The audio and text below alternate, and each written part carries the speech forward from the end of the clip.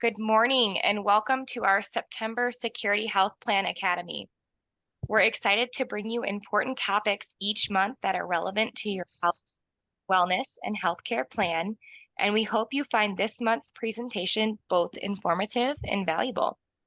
Today, we're pleased to have one of our in-house experts, Security Health Plan Health Educator Anna Stickert, here to talk about keeping your mind sharp and overcoming loneliness. Anna will share the science behind maintaining a healthy brain and simple steps to keep your mind sharp as you age. She'll discuss the connections between sleep, nutrition, exercise, and brain health, and provide strategies to connect with others and set achievable goals for the fulfilling life. Anna, a Marshfield native, has been with Security Health Plan since 2013. She holds a master's degree in public health from Capella University and a bachelor's degree in organizational and interpersonal communications from the University of Wisconsin-Stevens Point. She is passionate about guiding and supporting others as they take steps to improve their lives. Outside of work, Anna enjoys spending time outdoors with her family on their farm, exercising, reading, and listening to podcasts. I had the privilege of previewing Anna's presentation earlier this week, and I can assure you that you're in for a treat today. So without further ado, let's get it started. Anna, the floor is yours. Hello, thank you all for joining me today, and thank you for the introduction. Today we're going to be discussing how to keep your brain healthy and your mind sharp. We're going to be talking about, how do you prevent loneliness? And then at the end, we're going to do a little goal setting activity and talk about some of the different resources that Security Health Plan has available to you for free as member.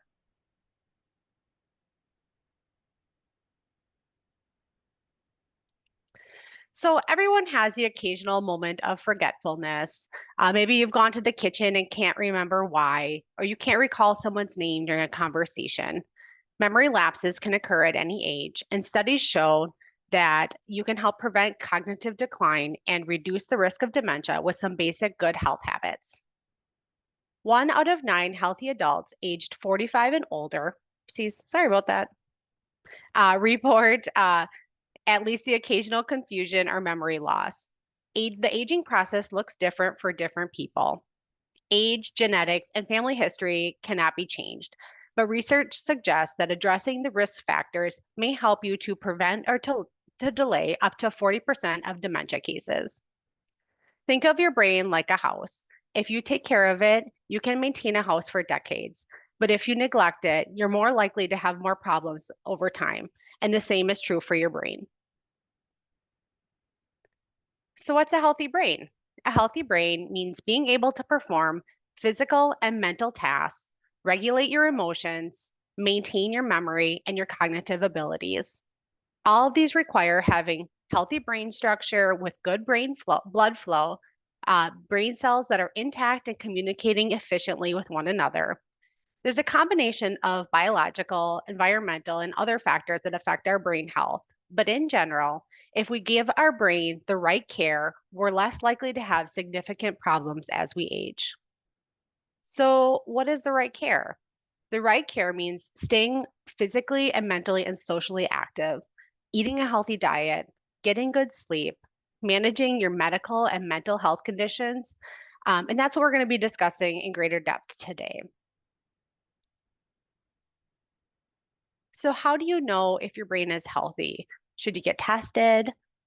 Should you, if you're having those, memory lapses, is that when you should be talking to your doctor?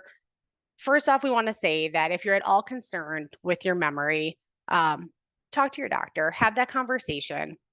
But some signs that you may be experiencing memory loss that's beyond what's normally seen with aging is that maybe your memory is interfering with your ability to carry out your daily activities, such as driving, cooking, and managing your finances.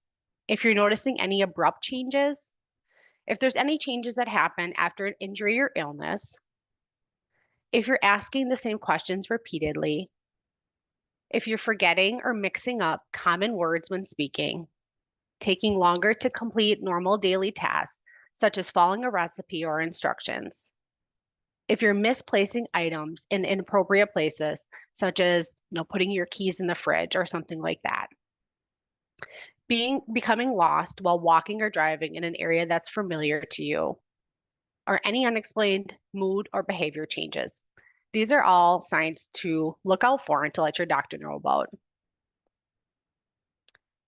So, how do you maintain a healthy brain? First, stay healthy. So, this means controlling your cholesterol, your blood sugars, your blood pressure. Values outside of a healthy range increase your risk of heart disease and stroke, which are believed to contribute to the development of certain types of dementia or severe memory loss. Your doctor will let you know whether your levels are in a healthy range, as well as advise you on steps you can take to improve or maintain your cardiovascular health. If you need medication to treat your condition, make sure you're taking your medications as prescribed. Maintain a healthy weight, which is associated with better cognitive function. Don't smoke or drink excessive amounts of alcohol. Both will put you at an increased risk of dementia. So, consuming alcohol in moderation is for men less than 2 drinks per day, and for women, it's less than 1 drink per day. 1 drink is equal to one 12-ounce beer, 8 ounces of malt liquor, 5 ounces of wine, or 1.5 ounces of spirits or liquor. Next up is exercise. So I always want to caution and say that before you start any exercise program, you do want to have that conversation with your doctor to make sure that it's safe. Exercise is important because it improves blood flow in the brain and the communication between different parts of our brain, which is necessary for the brain cells to function well. And what's exciting is that the part of the brain that tends to grow as we become physically active is the same area that tends to shrink as we get older. So that means that exercise can, in some ways, reverse the signs of aging in your brain. It reduces the risk of chronic health conditions, which we just talked about, such as high blood pressure, which is associated with dementia. It reduces neuroinflammation, which is inflammation of the brain. And we know that chronic inflammation can cause brain problems for your brain health. So, how much exercise do you need? You need at least 150 minutes of moderate exercise per week. That's the recommendation. And it does not all have to be done at once. So many people break down exercise into 30 minutes, 5 days per week. But again, this will depend on your schedule and where you're starting. So know that if you're starting with no exercise, anything that you do is going to be an improvement. So just making just a small goal, if 150 sounds overwhelming to you, start small. But this should include the 5 days per week should include strength muscle or strengthening activities on at least 2 days per week. It should also include balance activities, which we know are great for us as we get older. Find activities that you enjoy. Maybe that's walking with a friend or a spouse, playing pickleball, dancing, joining a fitness class at a local gym, really whatever you enjoy that gets you moving. You can also find ways to add an exercise during your normal routine, like say squatting or marching in place while you're watching TV. Maybe that's something you add in on the commercial breaks. Choose activities that you feel comfortable doing and build up the time and intensity of your workouts gradually. And that brings me to my next point, which is the importance of sleep, which can also be improved by exercising more. Sleep is vital to all aspects of our health. Quality sleep is crucial. It's not only about how many hours of sleep you're getting per night, but making sure that the sleep you're getting is both deep and restful. Sleep affects how our brain cells communicate with each other, so it's essential for our ability to form and maintain our brain pathways. Most healthy adults require 7 to 9 hours per night. But if you wake up feeling tired or you're tired during the day, these are indicators that you're not getting enough sleep or good quality sleep. So, some tips for better sleep is to establish a sleep routine. So, going to bed and waking up at the same time daily, developing soothing rituals like taking a bath, practicing relaxation techniques such as meditation or deep breathing, taking time to relax before bed, avoiding distractions like the TV, your computer, your phone, Limit napping, and if you need a nap, keep it short and nap early. Limit caffeine and alcohol. If you take a diuretic, ask your doctor if you can take it first thing in the morning. Limit fluids and large meals in the evening. And make sure your room is comfortable. For most people, that means cool and dark. And if you've tried all the tips and nothing seems to help, talk to your doctor. They may recommend a sleep study or even medication. So next up is nutrition. So what keeps our body healthy is also what keeps our minds sharp. And your diet plays a large role in your brain health. We talked earlier about, cholesterol, blood pressure, all those things can be closely associated with your nutrition as well. So consider following a Mediterranean diet, which emphasizes plant-based foods, whole grains, fish, and healthy fats, such as olive oil. It incorporates less red meat and salt than a typical American diet. However, we know that the omega fatty acids found in the extra virgin olive oil and other healthy fats are vital to the cells for your cells to function correctly. And it appears to decrease your risk of coronary artery disease, increase your mental focus, and slow cognitive decline in older adults. Focus on healthy fats like avocado, avocado oils, nuts, and seeds, and steer clear of high sugar content and processed foods, and opt for foods that are high in protein and nutrient dense. Next up, we're going to talk about stimulating your brain, which we know is vital for maintaining a sharp mind. So first, keep learning. A higher level of education is associated with better mental functioning. Don't just stick with familiar tasks. And maybe this is as simple as adding in a book where you're reading about something new, just anything to help you keep learning. Challenge your brain in a variety of ways. We get the most benefit when we engage in a variety of brain healthy behaviors, and we need to keep it fresh. So mixing it up with new hobbies that challenge your brain is vital.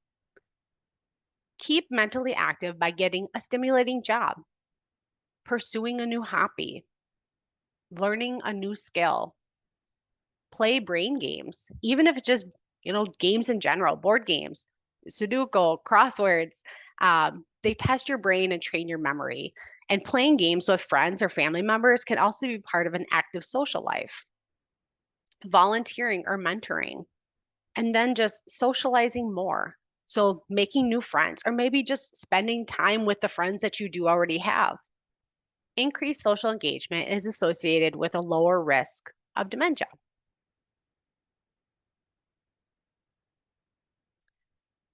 Research shows that loneliness can raise the risk of dementia by 40%. And that's why we're going to take some time to discuss the importance of combating loneliness in detail. So first off, I want you to do a little self-reflection and ask yourself these questions. How often do you feel that you lack companionship? How often do you feel left out? How often do you feel isolated from others? If you answered these questions that you do fairly often feel this way, you may be struggling with loneliness. Loneliness and isolation can cause health implications. Social isolation can lead to loneliness, and loneliness can lead to social isolation. And in some instances, social isolation and loneliness may occur simultaneously. Social isolation is a lack of social contacts and connections, whereas loneliness is a subjective feeling of being separated or feeling alone. People can be socially isolated and yet not feel lonely, and people can be surrounded by others and still feel alone. So, what are some signs of loneliness in older adults? Shifts in mood, inconsistencies in sleep patterns. Maybe that's sleeping more than normal or less than normal. Changes in appetite. Again, this is eating more than normal or eating less than normal. Increases in time spent at home alone, and an increase in substance misuse. There are many different tips for remaining connected and preventing loneliness. Keep an open mind and jot down some of the ideas. While all of these may not work for you, hopefully you'll walk away with a few new things to try. Keeping up with care. So, having consistent medical checkups can help keep you healthy and in turn prevent isolation. Even things like eye exams and hearing exams can help to ensure that you're able to drive safely and hear properly. When you're unable to drive, you're more likely to spend more time at home alone. Also, if you can't hear properly, you may find it hard to connect with others.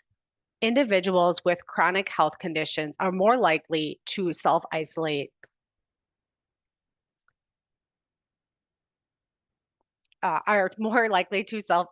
causing increased loneliness. That's another reason why it's important to stay connected to your doctor and up to date on all of your exams. Also, regular dental appointments are also important as unresolved dental issues or needs for dentures can have an impact on a person's personal comfort and self esteem. Cultivate positivity. Try to think positive. It's believed that positive minded individuals are healthier and happier and on fewer medications compared to negative minded individuals. Thinking positive helps aging adults find renewed meaning and purpose in life. Practice gratitude. Keeping a daily gratitude journal can help you to recognize the positivity in your life, even when things seem bleak. Join a social club, whether it's a book club, chess club, or any other community program. Joining a group is an effective strategy to find and socialize with like minded people. Find your faith. Whether you're a person that is affiliated with a church or not, great connections and activities can be found within religious organizations. Start volunteering. Helping others provides a sense of purpose, which does the mind and body good. Many communities have events every year and they're always looking for people to volunteer and help. So put yourself out there and offer to help. Take a class. Try a new fitness class at the gym or a cooking or baking class. Some schools provide classes to help you learn new skills. Encourage friends or family to visit. Visits from loved ones and others can do a great deal for a person's mental health. So take time to call your family members and invite them for a visit. Consider a roommate. If you live alone, a roommate is a path to companionship. Adopt a pet. If a human companion is too much for you, consider a furry friend to keep you company. If you are able, walking and caring for a pet will not only provide loving companionship at home, but will also afford you the chance to meet other people who also adore their own furry family members. Get tech savvy. Be open to learning new technologies to stay connected. You can connect with others via video chat or on social media like Facebook. And if you're unsure of how to use tech, spend time with friends or family members that can help teach you. Organize a reunion, whether it be a school, workplace, or family reunion, big or small. Arranging a reunion allows you to get back in touch. Follow your purpose. Think of the things that you enjoy doing most: cooking, gardening, reading, sports, your faith, your grandkids, your kids. Spend time doing things that bring you joy. Seek intergenerational connections. Young and old can learn from one another. And take a trip. Is there somewhere you've always wanted to go? Setting up a trip can always give you something to look forward to, and it gets you out and about and around other people. With that long list, hopefully there were a few tips that you can take away to help you decrease some of the loneliness that you may feel. So, what are your goals for staying sharp? How do you plan to combat loneliness? What improvements can you make? So, I want to touch base on how to set goals because otherwise, the information that you learn today, you may forget, and I want you to put it to use. So, when setting goals, your goals should be what we call SMART goals. So, what is a SMART goal? It is specific. So, what is your goal? It should be measurable. How will you track your progress? It should be achievable. So, is your goal realistic? It should be relevant. So, does your goal align with your overall plan? And it should be time bound. So, what is your deadline? When setting goals, connect your goal to a why. When you set time When you spend time understanding the why that's driving your actions, it's easier to understand and avoid distractions and focus on pursuing your goals. Break your goal down. Instead of setting one big goal, break it down into smaller goals that you can accomplish every day. Add a little time for delays. Add mini deadlines to keep you on track along the way. And focus on progress and continuation, not perfection. And celebrate the small wins, even if you don't hit your overall goal.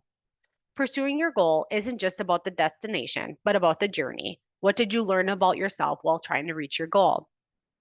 While you shouldn't dwell on your past failures, it is important to learn why you failed in the past and learn from your mistakes.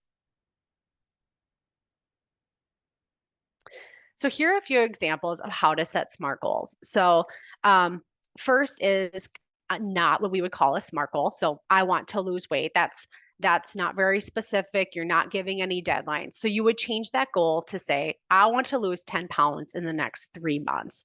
So that gives you a better way to know what your goal is. It gives that specific number. It's realistic, and it gives you those deadlines. So that is definitely a smarter goal. So the next one is I want to be more social. So the SMART goal, the way you would change that into a SMART goal would be I will volunteer at a church event one time per month for 1 hour. And then the last one is I want to start exercising. You would change that into a SMART goal with I will walk for 30 minutes, 5 days per week with my spouse. So those just, it gives you a little bit of a clearer picture of what you're really working on. So I encourage everyone to take time to set a goal based on the information that we learned today, because there's a lot of different things that we went over, and there's always room for improvement. We all have things we can change or improve. So Security Health Plan can help. We can support you through our health coaching program. Our health coaches provide the opportunity for you to work one-on-one to improve your wellness with one of our coaches. We can help you with weight loss, healthy eating, quitting nicotine, increasing physical activity, managing stress, and more.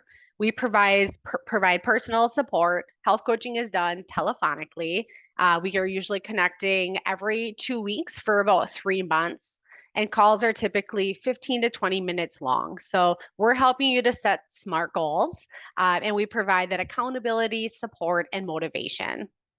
And if you have more complex needs that are greater than what a health coach can assist with, we can always refer you to our care management team. This is our team of nurses that can help you to manage your chronic health conditions, navigate care, or help you find appointments with a specialist. Our health coaching team works closely with our nursing team to make sure that you're receiving the support and care that you need. We also have our online WebMD resources available to you. And one specific resource that I want to mention today is our Daily Habits program. This allows you to get personalized support to help you reach your health and wellness goals. So you can access daily habits through your My Security Health Plan account or the Wellness at Your Side app. And whether you want to eat better, exercise, manage your stress, quit nicotine, or you want help managing your chronic health conditions, Daily Habits will create a customized experience for you. This allows you to not only track your progress, but your goals online. And I also want to note that you can complete one of our Daily Habits programs with the additional support from our health coaches. So I did include the phone number on the screen. Should you have questions or want to be connected with one of our health coaches, you would just call that number and ask to speak with the health coach. I hope you've learned something new today and that you're feeling ready to work towards better health. Does anybody have any questions?